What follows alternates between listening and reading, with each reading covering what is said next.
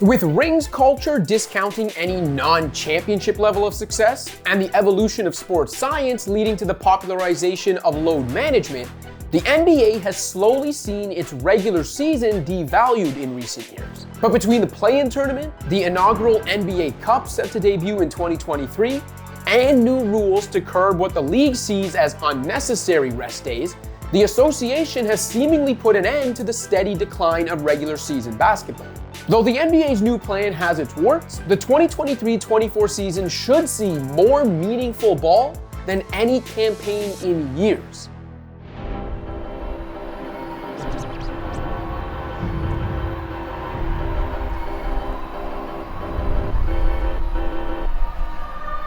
Building on the original player resting policy first adopted in 2017, the league's new player participation policy will see teams punished if multiple star players are unavailable for the same game due to rest, or if any star players are rested for national TV or NBA Cup games.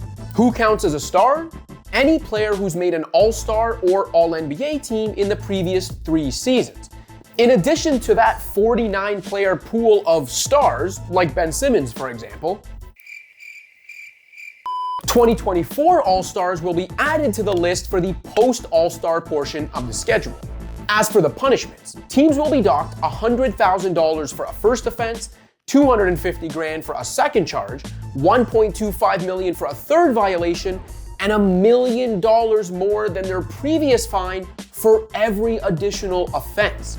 Now, obviously, teams rest players for a reason, and the game is more athletically demanding than ever before. I understand the concerns regarding player health, both over the course of a long, grinding season and a career.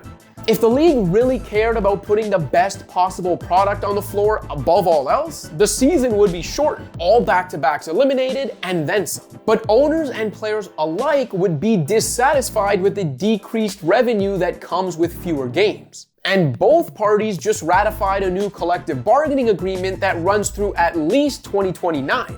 So the 82-game schedule isn't going away anytime soon. This is the business we've chosen. Of the league's new anti-rest rules, the one I'm more concerned about is the games played minimum to qualify for awards and All-NBA selections. That's the rule that could actually lead to players making reckless decisions regarding their health in order to reach certain financial incentives. But punishing teams for turning potentially big games into mediocrity fests? I'm all for that. If a player is dealing with an injury, complicated recovery, or any other legitimate issue that might keep them from participating, teams can obviously still hold them out without punishment. In addition, the new rules allow for exceptions and wiggle room with respect to older players and those who've logged a ton of career court time.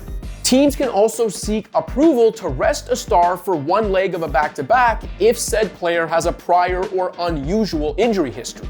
So we may not have seen the end of Kawhi Leonard's load being managed, for example. For skeptics who assume teams will just lie about the reasons for a star's absence to avoid punishment, think again. According to ESPN's Bobby Marks, an automatic league office investigation will be triggered if a star player misses a national TV or NBA Cup game, if multiple star teammates miss the same game, or if inconsistent statements are made regarding the player in question's status. As part of that investigation, the league will have the right to an independent medical review to determine the star's availability. So for the most part, under the new player participation policy, if a star player is healthy, there's now a greater chance that fans tuning in or showing up at the arena to watch that player will get their time and money's worth. Just as the introduction of the play-in tournament increased the number of teams playing meaningful games deeper into the season, and the in-season tournament will create more incentives to compete earlier in the year, the NBA's new resting policy should keep the big games coming from beginning to end.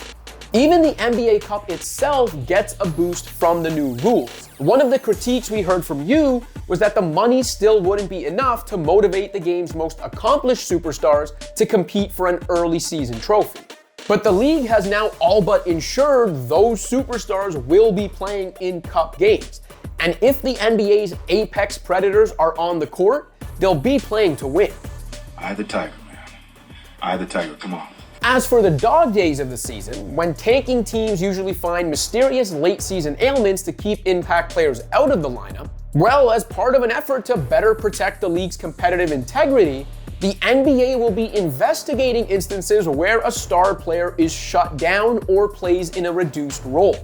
So even that late March game involving a cellar dweller going nowhere just got a lot more watchable. Take last year's Trailblazers, for example.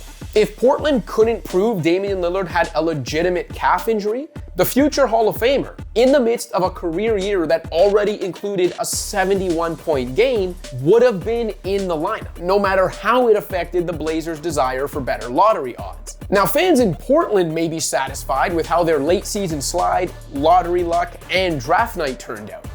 But I think we can all agree that it's in the NBA's best interest if we get a little more Dame and a little less Shaquille Harrison. All due respect. Competitive integrity is also paramount in the era of legalized sports betting, with the NBA and other leagues encouraging fans to wager responsibly on their product. Much more than that though, it's the NBA's next media rights deal likely informing all these new policies and tournaments. We're talking about a deal that could be worth more than double the current agreement that already delivers the league $2.6 billion per year.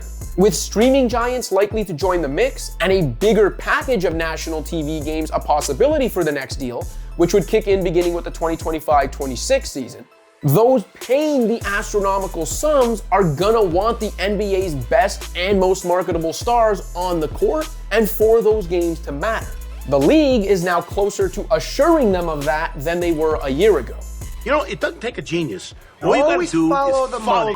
Look, between 30 team owners, ever-growing management and coaching staffs, hundreds of players, and millions of fans, the NBA is never going to be able to please everyone.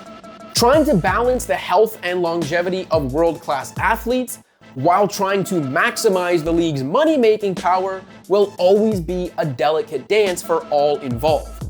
But the most star-reliant league being able to feature its stars more often seems like a win for everyone. In the midst of a rare era of parity, the NBA is about to enter a regular season that should feature more meaningful games than most of us are used to, and more opportunities to watch our favorite players. Unless you're more interested in a player's sideline fit than you are his game, it's hard to find a downside in that. Thanks for watching. If you like this video and want to see more content like this, be sure to hit that subscribe button.